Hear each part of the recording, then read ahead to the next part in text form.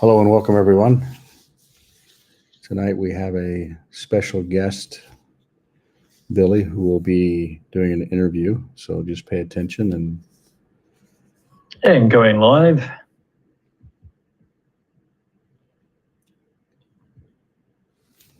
Going live on Facebook, going live on streams.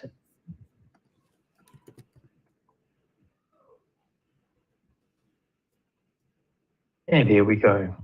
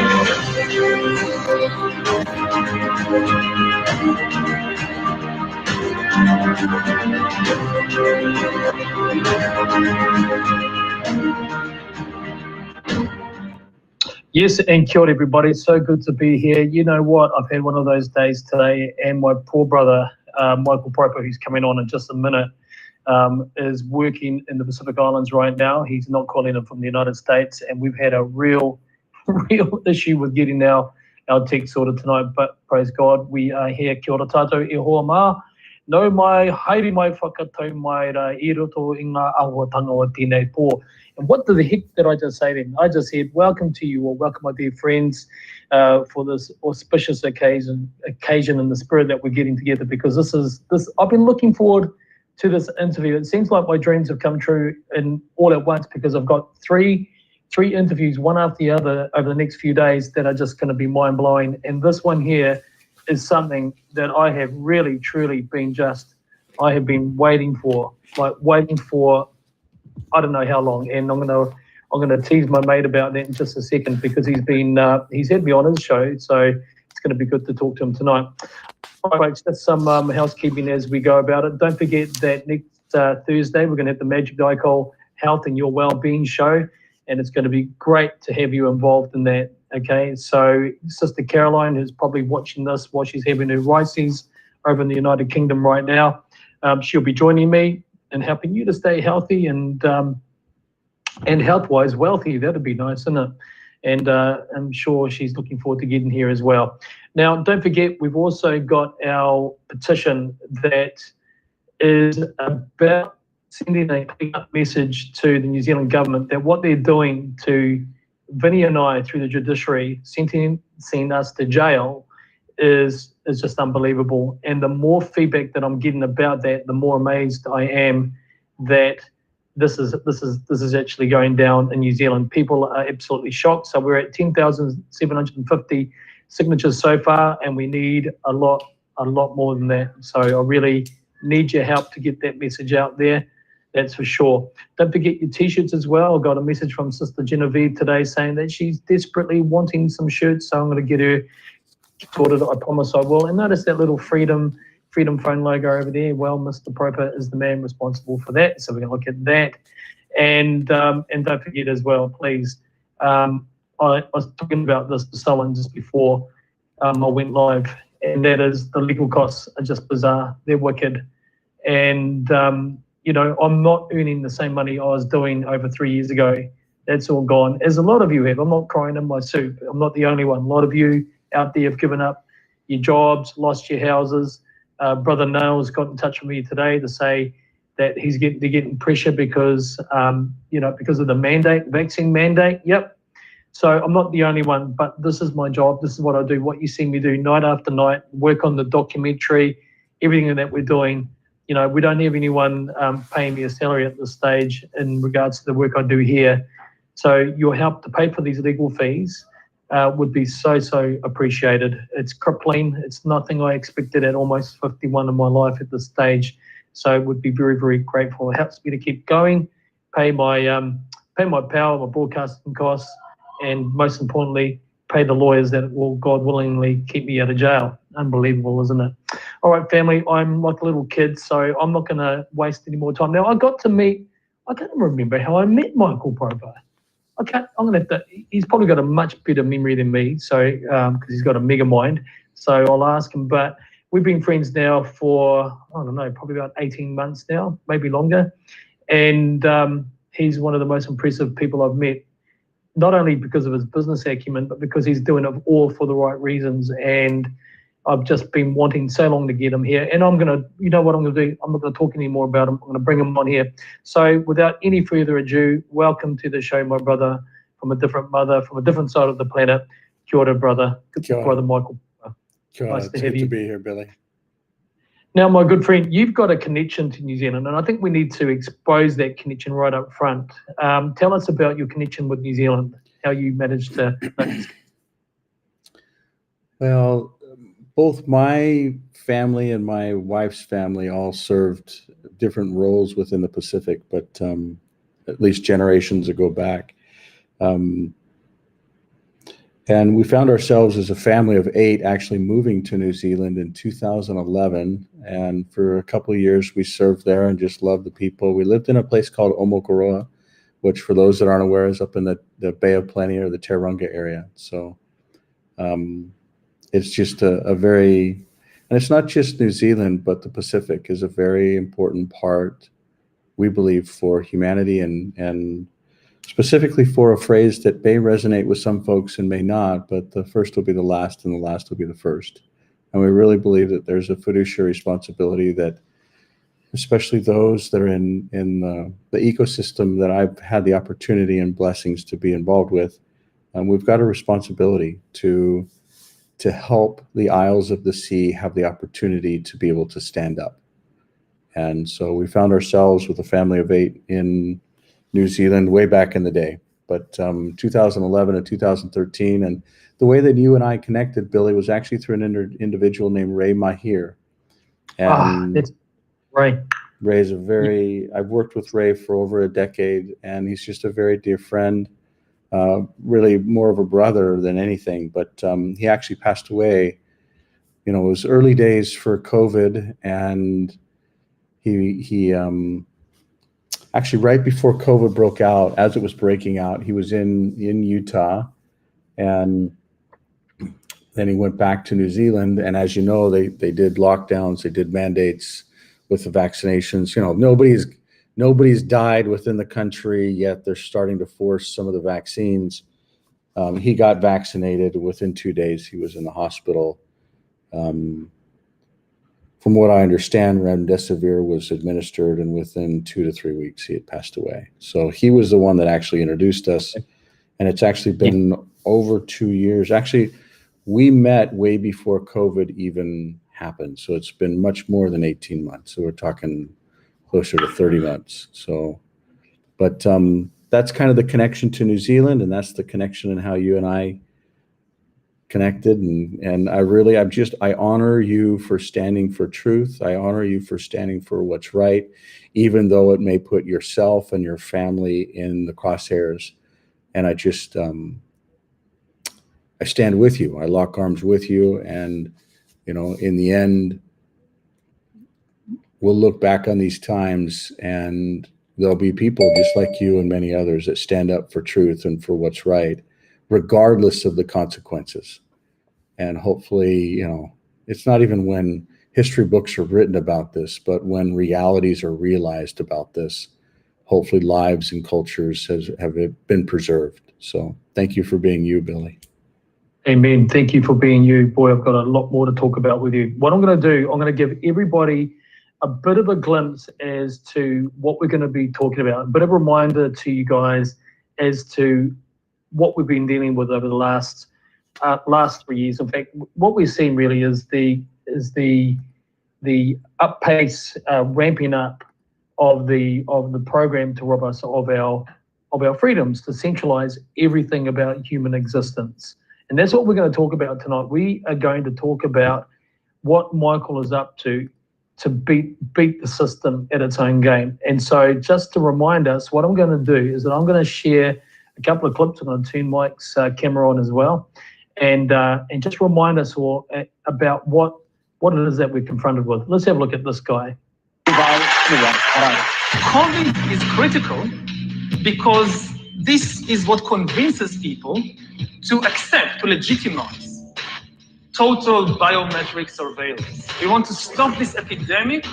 We need not just to monitor people, we need to monitor what's happening under their skin. What we have seen so far, it's corporations and governments collecting data about where we go, who we meet, what movies we watch. The next phase is the surveillance going under our skin. All right, so you get the drift. That's article number one. We're going to look at another one. We're going to look at this guy here. We all know who this monster is, and he's going to, I think he might be in pretty big trouble soon, but let's let him have his day. So how would cell phones fit in? Well, if you could register every birth on the cell phone, get fingerprints, get a location, then you could take these systems where you go around and make sure the immunization happens. You could run them in a more effective way. Vaccine coverage in the very poorest regions, like the north of Nigeria, north of India, are below 50%. And so you'd get a huge improvement if you could just take the vaccines we have today and get those delivered. So when I think about the biggest impacts, I think of patient reminders, not clear, but if you could get people to take TB drugs regularly, if you could get them, even in the rich world, to take medicines regularly, remind mothers to do various things, particularly in that first year of life, that's a huge one. Okay, so we're talking about ultra high surveillance here is what we're talking about. And he's talking about basically from the cradle to the grave. Let's get a couple more here, and then we'll get into it, because there's so much that I want to talk about here. It's not even funny. So we're going to remind everybody about this little nugget. Let's not forget this. Now, it amazes me that Reuters still try and say that this is just a rumor, and yet this is produced by the WEF, and it's consistent with all of their documentation. Let's have a look.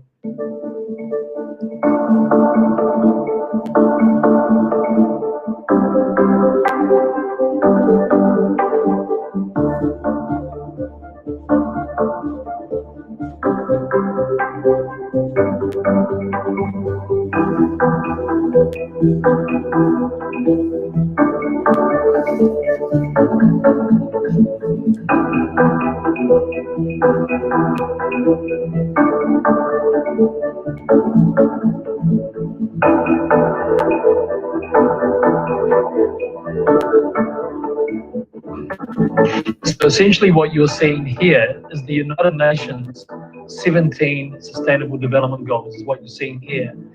But again, it's about the shifting of power, of structure around the centralization of everything that humans need. This is Agenda 2030. All right, we're going to leave that one there. I've got two more to share with you, and then we are going to crack into it. Let's see what this one is here. Okay. Now, this is about the digital space. This is one of Michael's, man, he's the man in this area. So let's get this. COVID-19 pandemic has shaken our economies and societies to the core and shown us how vulnerable we are to biological threats. In the digital world, similar risks are being overlooked right now. A cyber attack with COVID-like characteristics will spread faster and further than any biological virus. Its reproductive rate would be around 10 times greater than what we've experienced with the coronavirus. To give you an idea, one of the fastest worms in history, the 2003 Slammer sapphire worm, doubled in size approximately every 8.5 seconds, infecting over 75,000 devices in 10 minutes and almost 11 million devices in 24 hours. Fortunately, at least until now, cyber attacks have not impacted our health the way pandemics have. So this is a very, very cutting way to talk about the digital space, capture that discussion, and then insinuate it into discussion around health. The economic damages, and therefore the impact they have had on our daily lives, have been equal and sometimes even greater. You see, the only way to stop the exponential propagation of a COVID-like cyber threat is to fully disconnect the millions of vulnerable devices from one another and from the internet. All of this in a matter of days. A single day without the internet would cost our economies more than $50 billion US, and that's before considering the economic and societal damages should these devices be linked to essential services such as transport or healthcare. As the digital realm increasingly merges with our physical world, the ripple effects of cyber attacks on our safety just keep on expanding. So again, you're getting the connection with transhumanism, right? So this is the last one. This is this war criminal here, Tony Blair, former Prime Minister of Great Britain, of the United Kingdom. And interestingly enough, our former New Zealand Prime Minister, Helen Clark, is in this frame. But let's have a look at what he has to say, shall we? I think so. To make big changes in the health of the world. Okay, so don't know what quite happened there, but anyway, the point being is that in that clip, I don't know how it may have been removed from its site. In that clip, he's basically saying that the world needs to remain on edge. We need to be in a global surveillance and vaccine program, and every government on the planet needs to go into it. Okay, deep breath. Are you ready, Mike? Are you ready, brother? I was born ready. All right. How are we going to beat this? Because I know that you've got the formula there. You got the formula. So I'm going to let you go for it. What are your thoughts about all of this? Well, what are you working on? First off, I think it's important to recognize that our creator has the formula, and we just need to be able to tap into it. And I really believe that the right thing to tap into is a simple formula around decentralization. No matter what your belief systems are, whether it's religious-based, spiritual-based, combination, we are all floating around on a rock and having an experience in bodies here on Earth. And there's some simple truths that we get to live by. And I believe that decentralization is one of those truths. You can see it when you look through a telescope up at the universe and the stars and the solar system. You can see it when you look through a microscope into the cellular layer. And you see some very commonality between looking through a microscope and a telescope in how things work. And decentralization is a very, very intelligent, true and correct principle. How certain things can actually react or act when individually acted upon. And so, you talk about, at least you show some of these clips where really something is happening that is going to hit humanity. And it's a combination of biological, physical, and digital, all three of those coming together in an ecosystem that is tracked. And here's the key. If it is decentralized, it can be tracked, but they won't know who the users are. But if it is centralized, the combination of those three things in a formula will literally change how humanity gets to think, gets to operate, has sovereignty, has freedoms. And the impact and consequences of doing nothing during this dispensation will literally go on in perpetuity for many generations. I personally don't see how it can actually shift out of it. I see a reality where, so I'll be very specific. Our physical bodies, okay? The first video that you showed was talking about getting under the skin and communicating with the body through simple communication tools. What if we could ask the body yes or no questions? What if just for a second, it's very real to be able to communicate with the body through yes or no questions, okay? Under the skin. Now, I'm not specifically saying inserting something, and what I mean like specifically there is kind of like how you've seen little rice type things get inserted in. All you have to do is look at some basic things. So look at what Amazon One is doing with checkouts and how that links to central system. Look at what certain communication devices are doing as they work with rings and such. So whether they're closing in a biofeedback loop, but communicating with the body is not fictitious. It is not in the future. It is now. And Wow. so if you can take the physical ability to communicate with the body through yes or no questions, and then you take the basic things we've already done. So the ability to take information in, let's say, a centralized database that says this person with this date of birth, with this address, with this cell phone number is linked to a certain biome that can then communicate with the body. So those are just two things that are coming together. And one thing that folks may not understand is the PCR tests that are taken when we actually go and do a COVID test. So when they insert them up the nose, or if you even do it on the cheeks, these tests are actually taking DNA sequencing snippets, whether it's 32 or 64, depending on what it is.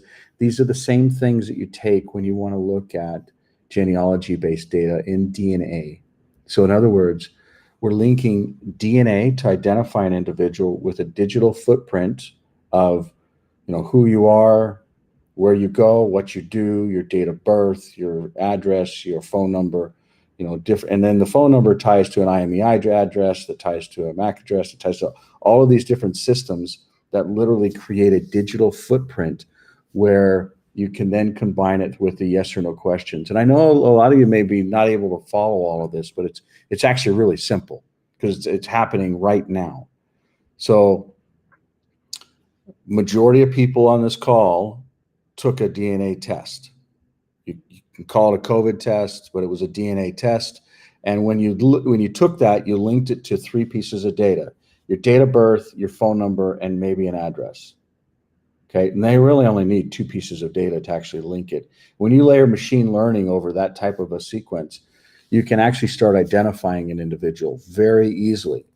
And then the next thing, which you may think is not real, the ability to communicate with the body through yes or no questions is very, very real. This is not something that's brand new. This is something that I personally know 100% works, is real. There's a lot of history here, but the combination of all of these different systems together and being controlled by a centralized system is where it gets very dangerous. As we know, humans are naturally corruptible, influenceable, whether it's through greed or ego or pride or control or dominion. I mean, literally, it is just a natural thing. And whether it happens in our lifetime or in lifetime in the future, having these types of data sequences with bio, physical, and digital connected, centrally controlled is not a good idea. Why? Because it can start understanding what people are thinking, what people are doing. And if they don't think and do as those at the top or centrally would want them to do, it can impact humanity. I think it can take away one of our simple rights of being able to choose, a simple freedom of being able to choose, whether it's right or it's wrong, depending on everyone's perspective, because we all come from different places. We all have different realities and we all have different perspectives. But in the end, we all know what is right and what is wrong. But that's not to say that we're never to choose the wrong, because sometimes we actually learn. We learn what is right and wrong. We learn what is dark and what is light based upon these choices. But if we're forced to choose a certain way, the gift of and the freedom of being able to choose has been taken from future generations. And that's Okay, what I think so- we're trying to preserve. Right, so let's jump in here. So we've got Elon Musk talking about the dangers of artificial intelligence, AI, and you've got people like Yuval Noah Harari, who is I guess, the figurehead of the transhumanistic program and the surveillance program for the elites. You've got Klaus Schwab saying that the entire economy needs to go into the global economy needs to go into a centralized envelope where AI will manage and control everything, so that everything is seamless, everything is controlled, and the excuse is that everybody will have social equity, food, climate change, health, everything will be protected, and it's all going to be a very, very good way to live. But the problem is, in the finer details of their paperwork, is that the requirements that they have around being able to participate in their new stakeholder society that Klaus Schwab envisions, where the 17 sustainable development goals of Agenda 2030, Agenda 2050 provide the 10 commandments, if you like, for humanity to live by. You've got a threat that unless you obey it, you're just going to be sitting outside the system, living off the crumbs of a technocratic society. May throw at you if it allows you to. Now, if it allows you to receive these crumbs, Elon Musk said, "Look, this is a real danger. There's a real danger. Why? Because the elite of the elite of the elite will have the power to set up the system to serve its needs. But of course, there's the risk that a self-aware AI tech controlling this could also, influence and manipulate humanity to respond in a certain way to any sort of given situation. It could increase warfare. It could increase compliance. It could increase subjugation to the goals of the elite." Now, my question to you, brother, is how do you see the steps that an individual can take to defend their personal sovereignty? How do you see something that I can do sitting up here in North New Zealand? What sort of mental approach could I take that will help me to get a plan together whereby I say, no, I'm not going to be a part of the system, but what's the alternative? Right now, the reality is you have a choice between Google and Microsoft and Apple. That's your technology choice today. But with what we're talking about, an alternative has been created, an alternative that is not centralized like those three that I just mentioned, an alternative that is decentralized. So you can start now by literally understanding how decentralization works, how you can adopt it. It's not complicated. It's actually simple. Imagine not having to use username and passwords anymore. Imagine the ability to actually verify your identity without providing your name. Imagine the ability to digitally get recognized as an individual, as a citizen, that ties to the physical waypoints around movement. Imagine the ability to financially transact, whether it's with a dollar or with a digital asset. All of these things can be realized, and it's actually very simple on how it works. So the simple response to your question is, you can identify that there is an alternative way that is not following the Apples and Googles of the world, and you can just start using it. You can start understanding it. You can start adapting to it. The Clear companies, they focus on decentralized technology. Clear Center focuses on storage. Clear Cellular focuses on phones. And the combination between these two technologies enables this decentralized ecosystem to be stood up. The ecosystem is within the digital world. So if you go to digitalworld.earth, you can start learning about it. You can start understanding it. There's a declaration of unity that I believe is second to none, even to the Declaration of Independence. I think it is literally on par with the Declaration of Independence, which is the first declaration that then started the Constitution of America, which then started many other constitutions and many other freedoms and republics, and even democratic processes. So we can all choose with what we stick in our pocket, with the device that we have, with how we communicate, with the technology that we use. We can choose. That's how we can do it. Does that make sense, Billy? Yeah, absolutely. That's good because, we've got Box or Freedom Phones. They're gone. They've gone, and people are they're now encrypted. Now I've got a couple of sisters. One of them's watching this right now, who I've got to get on to our brother back at Base HQ to set up the phone. But because let's talk about this openly. I'm being listened to. I'm being watched. I'm being surveilled almost every way imaginable. I truly am. I'm not being a paranoid. I'm not trying to make myself appear special. That's just the fact. I know I am. I know I'm a person of interest to the government, to the security intelligence. And I just want to pause for those folks that don't understand why. I mean, you're an individual that serves your family, that serves your God. You served in the military. You served as a police officer. You even ran for prime minister. I believe you had a real shot at it. And all you do is you continue to serve those that are around you, those loved ones, the adolescents when we had lockdowns. You try and be a voice for them while they're taking their lives. I mean, we talk about a depression. What is a depression? A depression is when people are so sad that they take their own lives, where people take their own lives in war and they die. That's a depression. And you tried to stand up against that.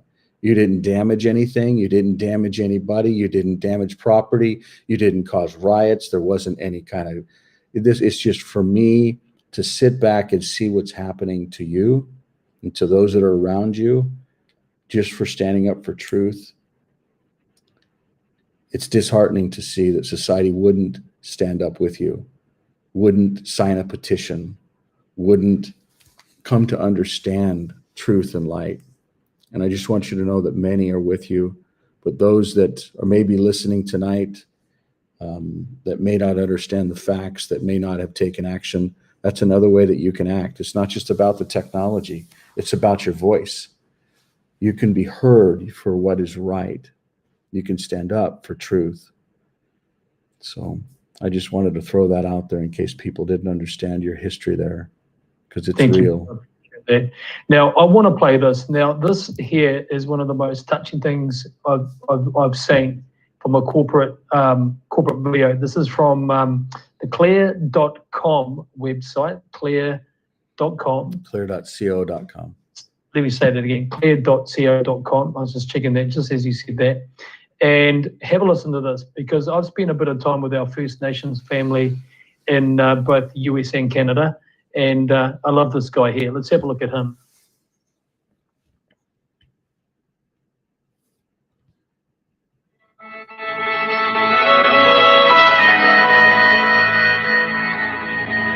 Mitakiapi, my very, very beloved relatives of our human family.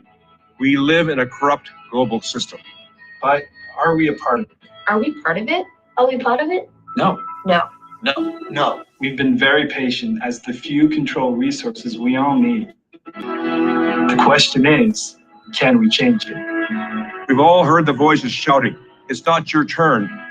Our heart aches to do more, to be more. But time is running out. Time is running out. Time is running out. We start by completely trusting we can make a difference. Because with one heart and one mind and many bodies, in unity, we can do anything. Together we must take unprecedented, unified action. And transform the world around us. No matter how challenging that may be. Individual sovereignty, freedom, love, and justice. Unite us all. Because there are Indigenous-led technologies coming. That gives us all the opportunity to stand, to give, to love. That's what responsible technology should do. If you are one of those who believe it's your turn, stand together. Rise up. Everyone. Everywhere. You are the rising generation.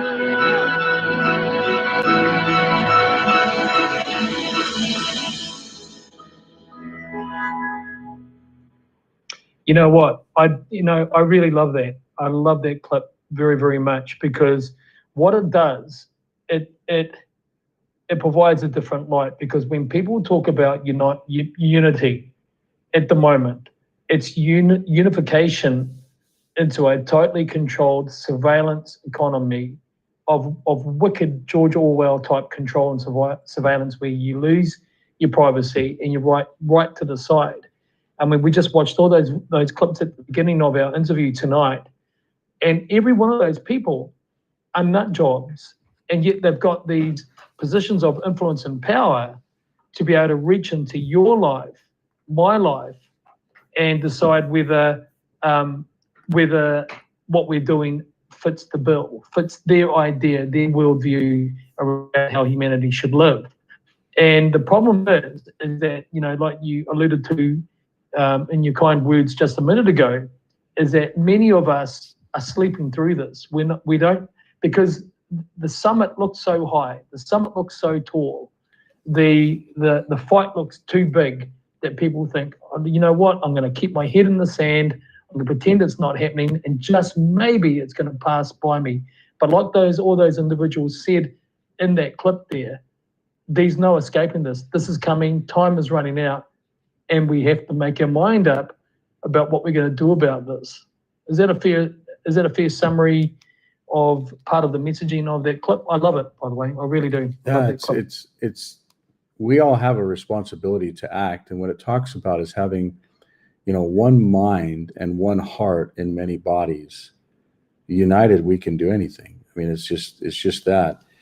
There are secret combinations. There are folks like the videos that you played earlier that are very real. This is not hypothetical. It's not something that we're just speculating on. I personally went to Davos. I personally went to the World Economic Forums. I personally met some of these people before COVID became real. I met some of the chief medical officers for Johnson & Johnson, for these different organizations. And I'm telling you, not third party, not hearsay, this is very real. These secret combinations are very real, and they're very well organized, and they're better funded than you can ever imagine. Yeah. Imagine being able to take over governments and print whatever money you want, and then, or you just create it out of thin air.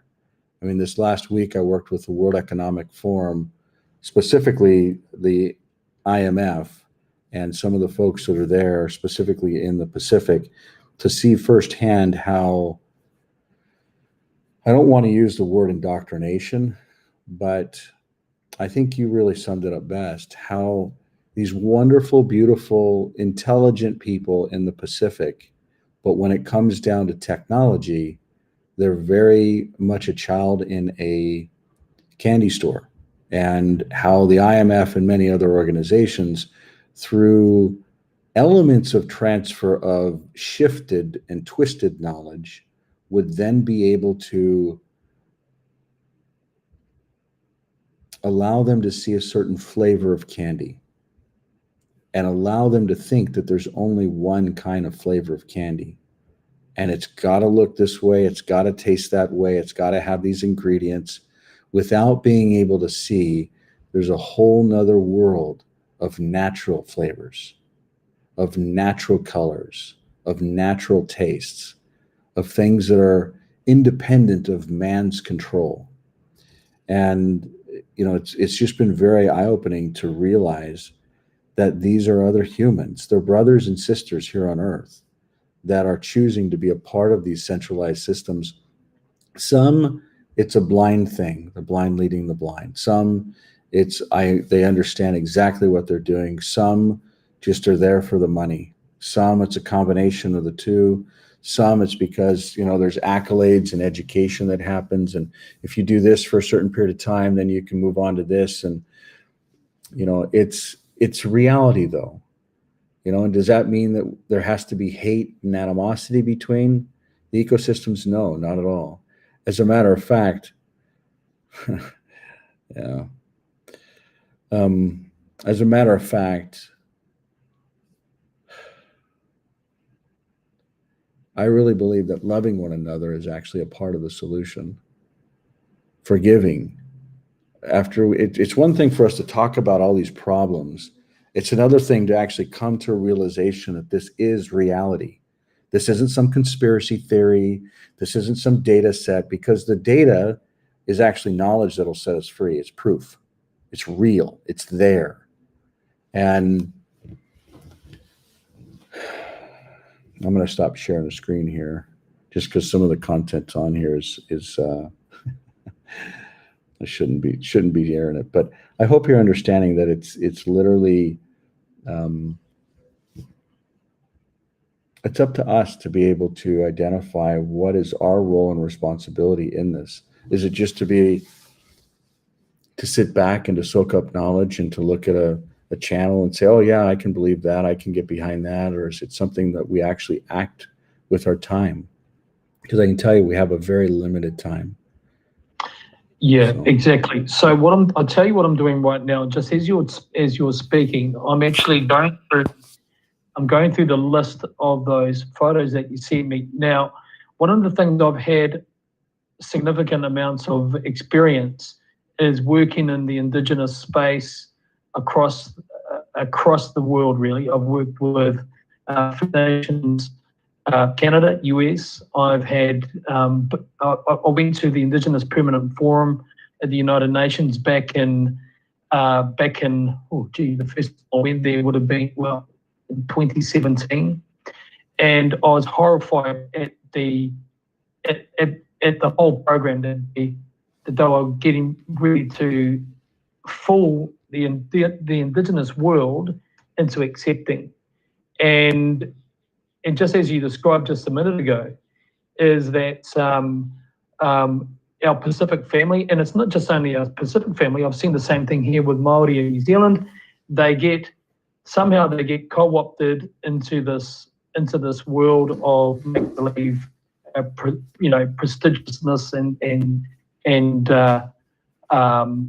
prestige and recognition and things like that. Oh, what's happened to you, Mike? I think you've just vanished somehow. What's going on there?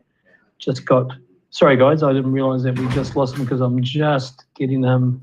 He'll be back in a sec. He's just got his camera off and he'll be right back. I'm going to go to camera 1. So what I was going to say is that while these things are going on that we're seeing, there is a plan right now to co-opt Indigenous communities all around the world, whether they be Sami, whether they be Celtic, whether they be whatever, white, brown, black, doesn't matter. And what they're doing is they are fooling the world into believing that the centralization option that they're presenting is the only way. Now, Mike, you were in the Pacific.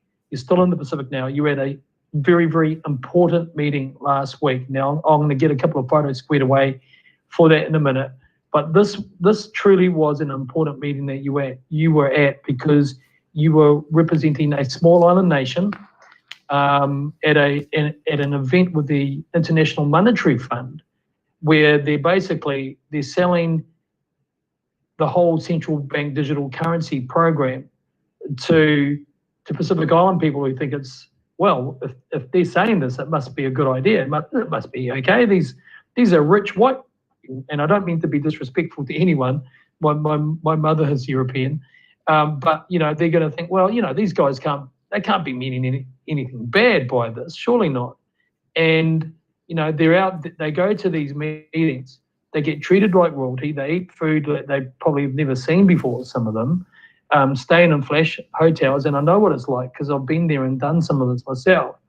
And they get co-opted into this whole paradigm of accepting that the United Nations is the only way, that the International Monetary Fund, the world banking system, the only way.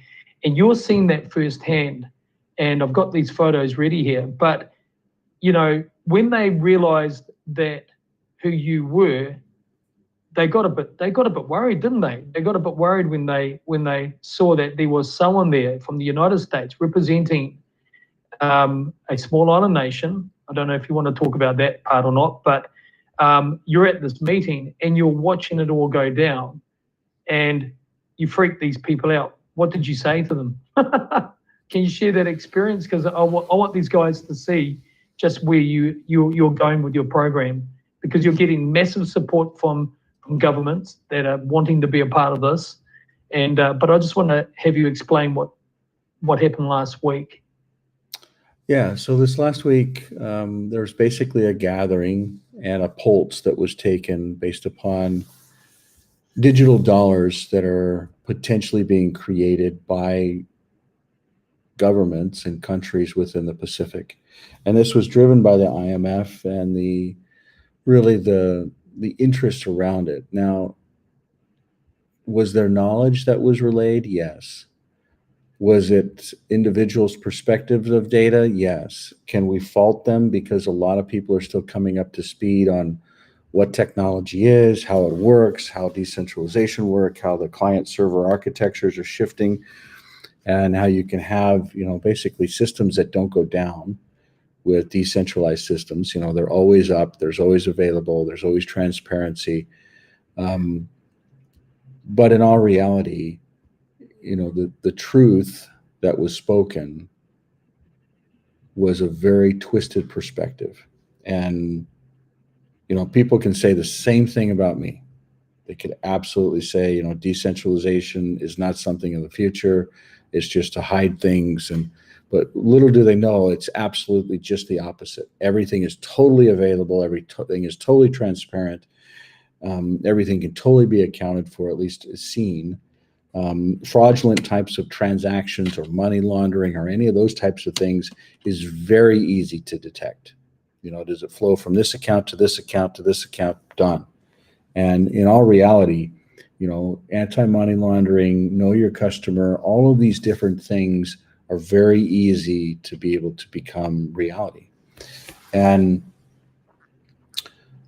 just being honest on two fronts. One, with one of the smallest nations in the world, least traveled, it's projected that it'll disappear by 2050, primarily because of global warming. And these organizations and individuals behind these different countries, they're standing up for their own livelihoods, for their own ability to continue to be a nation, to be families that live on their own land, to be independent. And it's very important work. And when we look at some of these lists that you're showing here, kind of bouncing around, you basically have a readiness.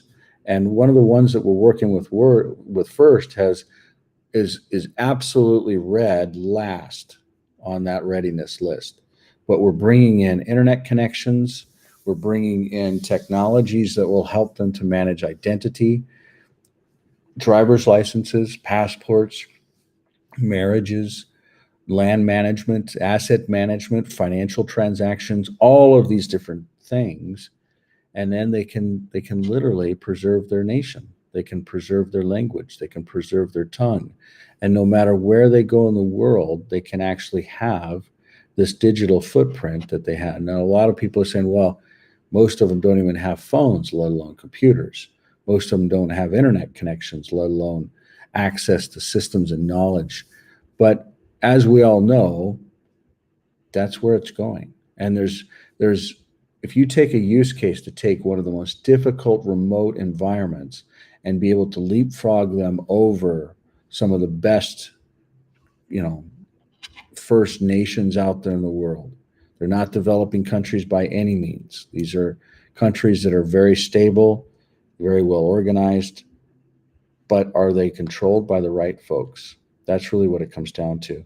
And so imagine if one of these remote countries can actually leapfrog over a first world country and provide better services. And they can actually start driving economic engines and revenue from doing it remotely. Imagine the ability for them to be able to survive and financially actually pay for things. For instance, one of these countries, the .tv is the domain, and that's how they actually put roads in their country. So, you take that to another level, and it's really important work. It's important work to be able to show the future. It's important work to be able to provide a way forward for these lost generations. And if we don't do anything, they're going to be truly lost. Where will these people go? What are they going to do? Who are they going to become? What culture will they become? What language will they speak? What will their kids identify as? And I've spent time within these different countries, whether it's Vanuatu, whether it's Tuvalu, And these countries, these are good people. These are good people with solid basis. Are they perfect? No. But the majority of them absolutely are. And so if you allow people with virtues and with values stand up for truth, I believe that the rest of the world can actually learn from it. And so that's what we're doing here in the Pacific, is we're helping these different cultures to be able to see what other flavors there are and to stand up and lock arms with one another. And this doesn't have to be complicated. It doesn't have to be overwhelming. It doesn't have to be a big shift, but it can be a massive answer for the future. And yeah, the photo that you're showing here, Just about to go into that. Right, there we go. Okay. You are over there. Nice to see you wearing a Sulu there amongst our brothers. But something really interesting happened here. And I want to bring this component in. So you've got these IMF people, International Monetary Fund people, that put this event on. And you've sent me a whole heap of photos, and there's some photos that I don't want to show here tonight. But this one here is awesome, and it's got all of our island family representatives, and they've gone along to hear about and now in fantastic fashion, you actually confronted the IMF people. You actually confronted them, and you said to them, "You guys are doing the wrong thing here." And they actually worked out, hold on a second, somebody stop the press here, someone turn the cameras off, somebody turn everything off, hold on a second, clear the room. We've got a Westerner here who knows what we're up to. Holy smoke, and he's American. Oh no. And he's a digital world sovereign expert. Oh my gosh, even worse. What was their response to you, Mike? Well, it was even worse than that, because they're starting to talk about how internet connections in these different countries can actually start providing the ability for this digital ecosystem to be realized. And they're talking about all these speculative things. And I'm saying, you know what? I've actually personally taken these connections to these countries. I'm telling you that this works firsthand. I'm telling you it's not a theory anymore. I'm telling you this is reality. I'm telling you I've been through 2 cyclones. I've seen the power outages. I've seen the 5 weeks of no power and ATMs that have money in them, but they can't get the money out. And there's store shelves that have food on them, but because it's a cash-based society, they can't actually get the money and buy the food. But people have cell phones that they're able to charge. And even though the power's out, the cellular infrastructure is still up, and it may not be 4G everywhere, but it's 3G everywhere.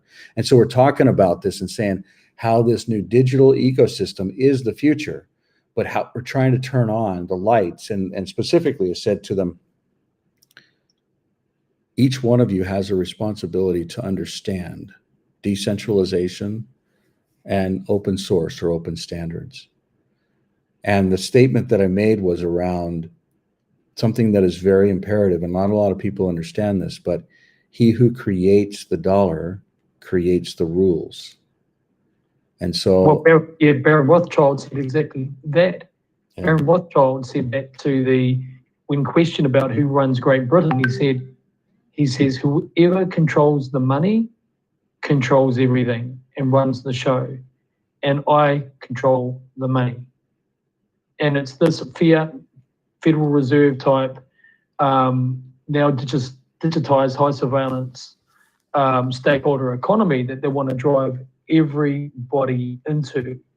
And it's that which I talk about a lot, because the reason why this conversation tonight is so important, Mike, and that all my audience gets to hear this information, is that nobody's talking about this component of it. Because if we can slow down the tyranny that's coming our way by how we behave and protect ourselves, and then at least I can do something in the most immediate acute to help our people out there. And that's why what you're sharing tonight is so vitally important. Now I've got this here. Let's get out of there. I've got this this awesome clip here that I want to show. This is from the clear.co.com website. Just have a quick look at this, folks.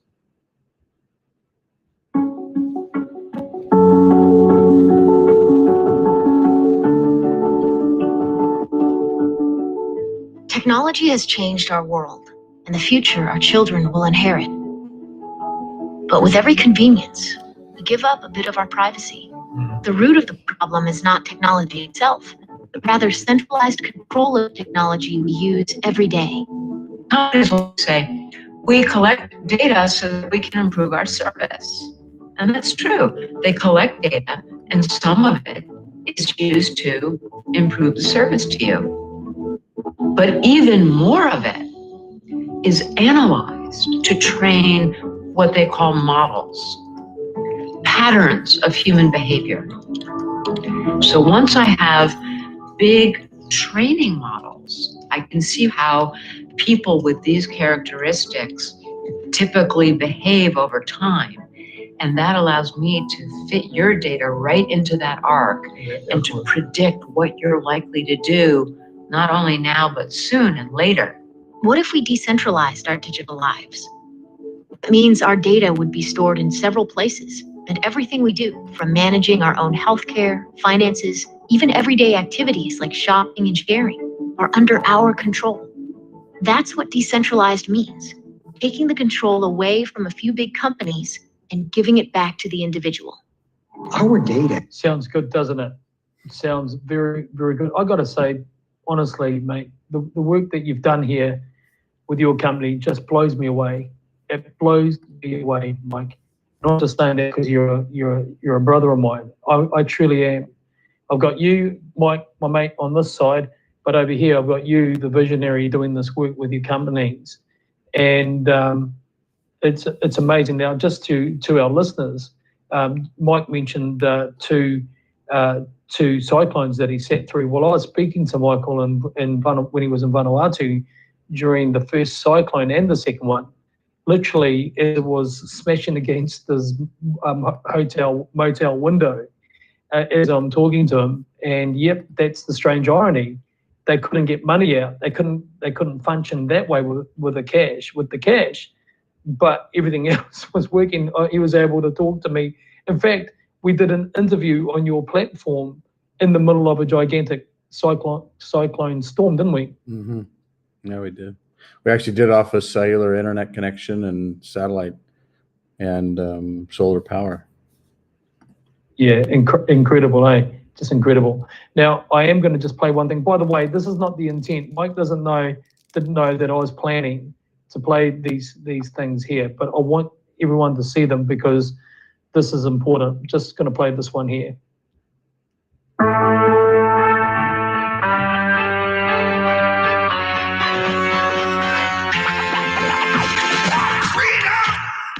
So fresh, so new. Freedom! It's all for you. All for you. Freedom! Keep your ears to the ground. Freedom! It's the best show in town. Freedom!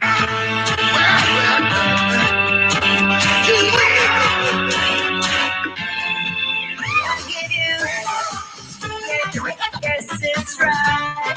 Freedom! Start right now. Freedom! Get your freedom tonight. Freedom!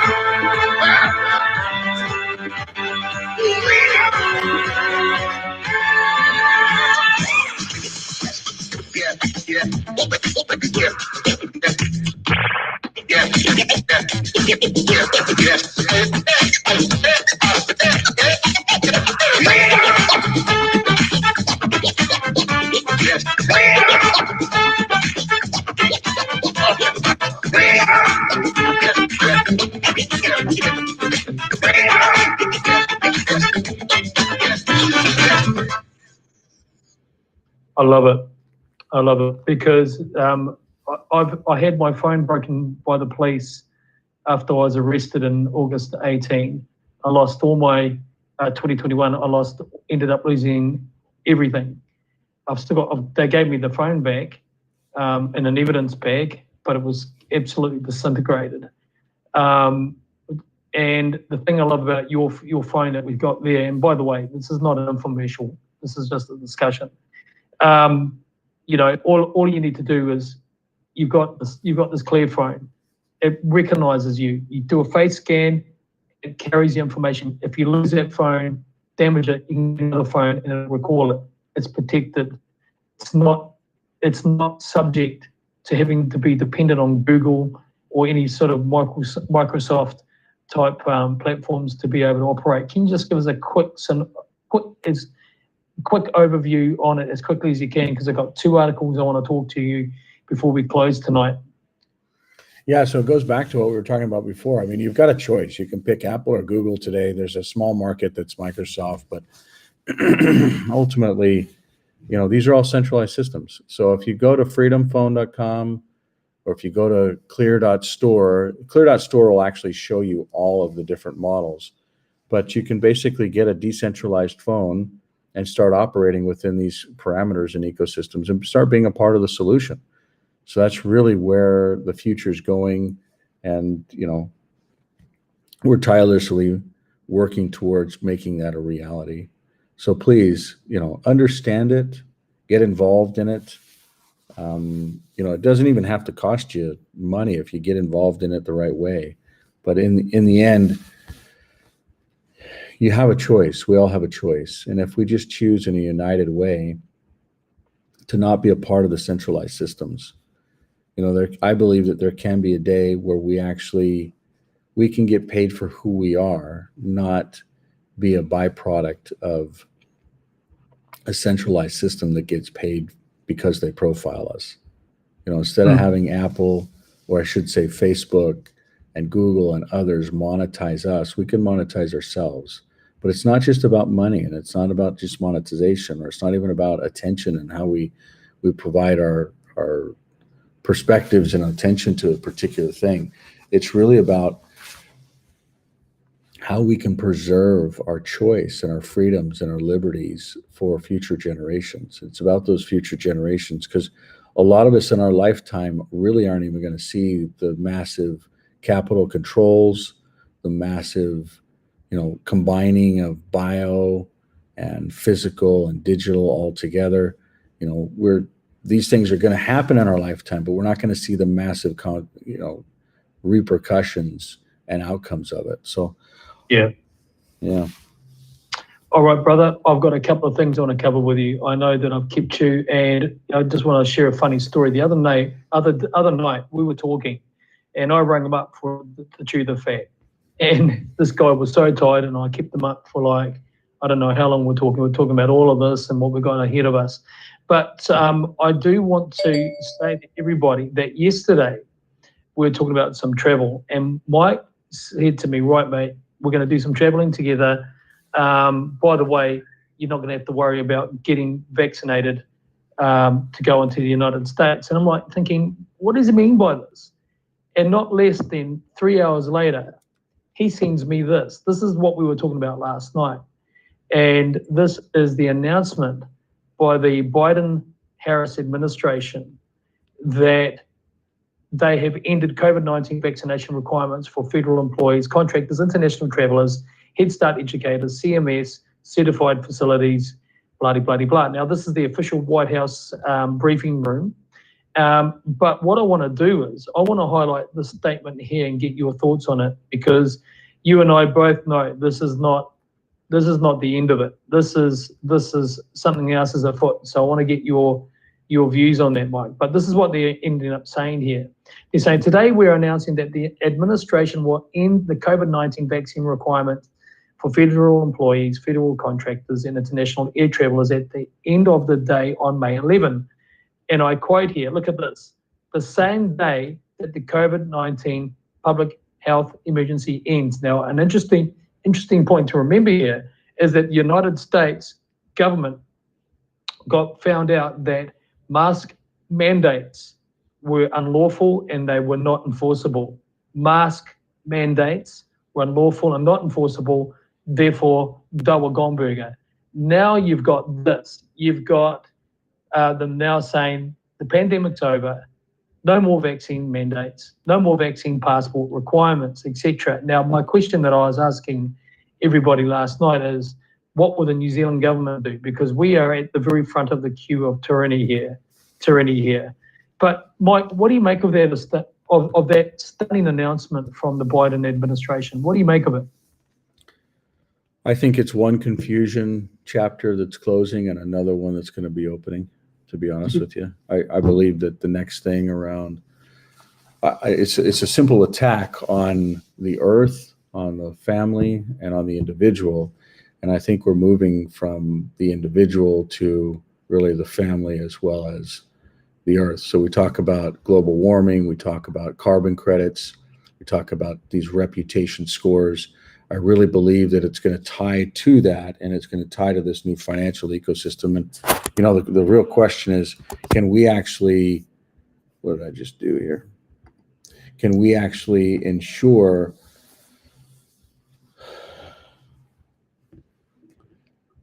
that centralized systems don't take over? And it doesn't really matter whether the war is against the vaccine or whether it's against the temperature in a climate. It comes down to how individuals get measured as a byproduct of who they are, where they go, what they do, or what they don't do, or what they don't say, or how they don't act, as a byproduct of how they can actually be perceived and work within society. So I think it's just a simple shift. It's a shift in agenda. You know, if you just dig back into all of their agendas, you know, lockdowns are going to help, vaccinations are going to help, you're not going to have this transmitted, you know, and that's not even talking about the financial impact, the emotional impact, because who cares about the financial side? I mean, look at what we've just done. We've literally just doubled the amount of cash flow within the world, or cash available, or at least money supply that's available. And we're not even paying attention to the details of what that ramification actually means. But in the end, who cares? Things cost more money, so be it. In the end, you know, the earth is getting warmer and it will get cooler in other areas. Have we been around to actually see that happen over time? Is it really humans that are involved in it? That's not the fight. That's not the argument. I would say absolutely humans have been a part of impacting the world for the negative, because we don't really care about this wonderful Mother Earth that we get the opportunity to all live on at to the level that we should from a responsible standpoint. But ultimately, really, it's just a different shift. It's a shift from, we're not talking about a vaccine. We're not talking about, you know, a lockdown situation. We're not talking about who's vaccinated, who's not vaccinated at this stage, because there's just too much limelight and too much data that's on that. So I think it's the next conversation that's going to start up. It's the next push. It's the next, just look at the agenda. You'll see it through all the news channels. You'll see a common theme. If you just kind of back up and just open your eyes, let your ears hear, you know, literally open your mind to say, hey, maybe this is real. Maybe the data does tell us something. Maybe there's not just a matter of a paranoia we're talking about, but a reality that we're talking about. So hopefully that answers your question. Yeah, it sure does. All right, so I've got another one here. Now, this is an absolute bomber of an announcement, another one. Now, I've had this in my article envelope getting ready to talk about for some time now. So it's 8th of April, so it's a little bit old. But Switzerland has, along with some Scandinavian countries, along with the United Kingdom, now saying that, you know, basically babies, no kids, not allowed to be injected anymore. Basically, you've got to be over 75 to get a booster, etc. But Switzerland has now announced to the world and to its population that the recommendations have ended. Now, I've checked this out. This is for real. And, you know, and basically what they've said is that Switzerland stops the COVID vaccinations. All vaccination recommendations have been withdrawn. Doctors can only administer the controversial vaccine in individual cases under certain conditions, but then bear the risk of liability for vaccination damage. Now, that's an amazing major statement made by Switzerland, which is, of course, the home of Davos, which is it's the central hub, banking hub, financial hub of the world. It's the second HQ for the United Nations in Geneva. So this is a really, really gigantic, huge deal. Now, Brother Nails has just said in the chat here, he says, you know, that really they're backtracking they're backtracking. But like I was saying a while ago, is that, yep, they're going to do exactly what they told us they're going to do. They're going to allow COVID-19 to burn down. They've already got all of the tyrannical infrastructure, legislation, laws, etc., that they can impose. You've got for climate change, they're going to ensconce climate change into the control mechanism. So remove COVID, replace it with climate change, global climate change. And you've got countries like Canada, India, or really they've got climate change lockdown laws in place. And what they will do with the Global Pandemic Preparedness Treaty, they will integrate the global climate change issue. Why? Because it's a global extinction level event, and it's a international public health event of international concern. And so, which will be interlaced into the Global Pandemic Preparedness Treaty principles. So, what do you make of it? Would you agree? How do you see it, Michael? Because every indication I've seen, and I've studied this, is that people will feel good, and rightfully so, about these key milestones happening, withdrawing out of the COVID issue. But all I can see now, especially when you watch the WEF monthly announcements and climate change, intergovernmental panel change, etc., they're getting ready to ramp up the whole climate change issue, and part of their strategy in getting people ramped up into this climate change world as part of their fourth industrial revolution, Great Reset, is the digital space. It's the digital space of control. So my question in summary to you, Michael, is how do you see the evolution and the transition out of COVID into climate change? Do you think that this could be the thing that they're going to look to really drive the nail in? I do think it's going to be a part of the thing to drive the nail in. I think there'll also be an element of digital targets, where, if you just back up 15 years, maybe even 20 years, remember when we'd get spam all the time and then it just went away overnight? Remember when we would get viruses all the time and then it would just go away overnight? Or you switch off of a Windows platform and you just didn't have the same liability on other platforms. My point is, sometimes we actually give the problem and the solution at the same time with these secret combinations. And so imagine that the problem is global warming and the solution is a measurement around an individual. But they all tie back to this digital ecosystem. So it's really a measurement of humanity, whether they're complying and being good little stewards or if they're not. And I would argue that us being subservient to other individuals, as long as we're not doing something that hurts another, if we're doing things that are within virtues and values that are normal in society, and we're not hurting another, we're serving others, we're adding value. I'm very confident that, we should be able to self-govern our own lives. And that's a freedom that is very important to have. But I do believe that the agenda, 100% believe that the agenda is to basically take away that autonomy and that ability to choose. And you're already seeing it within other cultures. We talk about, the attack on the family, whether that's at the marriage layer, whether that's at the identity layer, whether that's at the sexual layer. There's so much destruction that's happening. And, you can start talking about these vaccines and what's happening with birth rates and with sperm counts and with the ability to procreate. And, these are not just statistics. It's data that's very real at this point. And a lot of the work that you're doing with these documentaries are uncovering that. And it's not just the work that you're doing. It's everywhere. It's so rampant that it's so blatantly obvious. We've never seen the types of death ratios and issues within the blood of these individuals with commonality like we're seeing within the last 2 years.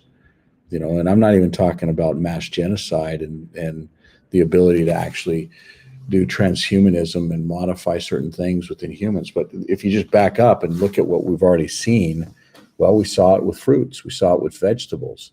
I mean, you see it with monocropping. You see it with, oh, we can grow this ear of corn and it can be harvested at this time frame before, and the nutrients levels can be here and the colors can be here, and it can grow this fast and it doesn't have these issues and it doesn't have that pest issue. I mean, you think about it. Oh, and by the way, it doesn't actually germinate itself, so it can't reproduce. If you want this, you have to buy this. So it creates it's like a vendor lock-in and a barrier to entry for anything that's a natural gift. You know, herbs and vegetables and all these different things that are just natural gifts. We're literally just attacking them. So when I say we're attacking the earth, it's not just through global warming. It's through the same types of measurements and technology. So for instance, I went to a Bayer, well, we actually did IT. We helped create the central service providers, known as managed service providers. It's a $256 billion industry. And one of the companies that we worked with, well, numerous companies that we worked with were in the healthcare world, largest pharmaceutical companies in the whole world. And I'm telling you from the inside out, this is not just a theory. They do not care about the human individual. They care about money and profits and cash. And they're doing things that are just not a natural driver. Now, that being said, that's only one thing. They also span into modifying food. And when you modify the food, you also modify how the humans consume and basically get nutrition from the food. And then if we believe that stuff's actually happening and you can have genetically modified food, well, why can't you have genetically modified humans? And that's really where I think it's going. I know it's going. It's a matter of, you know, it's not just germ warfare and genocide. It's much bigger than that. It's the ability to actually control populations. And, you know, it's been very eye-opening to see how some of these populations will literally just say, oh, if you give us financing for this and maybe a loan or maybe a grant or maybe, you know, free money, we'll see it that way. We'll comply with that. No one can get a job if they don't actually get this type of a poke and that type of a prod and this type of a boost, you know. But I mean, I would just back up and say, did those pokes and prods and boosts actually help you? Did it make it so that you felt better? Did it make it so you didn't transmit? Did it make it so you didn't get sick? Oh, you actually got sick. Oh, you actually started feeling worse. I mean, 90% of everyone that I talk to, even if their mindset is, I had to get it because I had to work. And if I didn't get it, I couldn't work.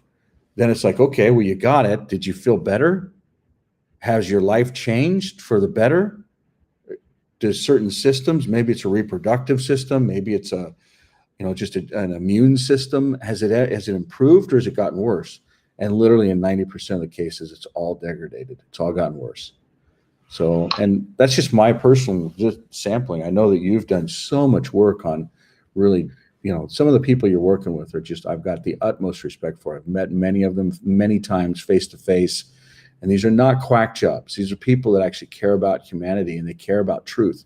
They care about what's right for humanity. So I'll stop blabbing there and turn the time back over to you. No, you're amazing, brother. Thank you so much. No, it's been, I could talk to you all night, and everybody here and the hundreds that are watching are loving it. Everybody wants more, so get ready for another invite back here soon. And I want to speak on your platform as well and be invited to do that. Thank you, Michael, for joining us tonight. There's so much more we could share, and I want to share, and I'll be able to do that with my audience as well. Thank you for your support of me and my family. And of course, the River of Lies, the New Zealand Scamdemic Investigative documentary. But thank you for being a great man with your heart and your love for people. And thanks for being here with us tonight. If you could just wait in the waiting room there, I'll be right back with you. I'll just do my closing address. Thank you so much, brother. I appreciate it a great deal. Thanks, Billy. Bye-bye. Thank you. Stay there. All right, guys, that was my brother from another mother. I'm just going to go over here. Just want to remind you, if you want to know more, because what we are going to do is we are going to get some phones down here from the United States, and we're going to get them out, and we're going to use them to help me with my legal fees, because, like I said before, I just, I'm stunned by them, really. But I guess at the end of the day, I've basically sold a lot of things to be able to keep up to date with what I've got. But what's ahead of me in the next short while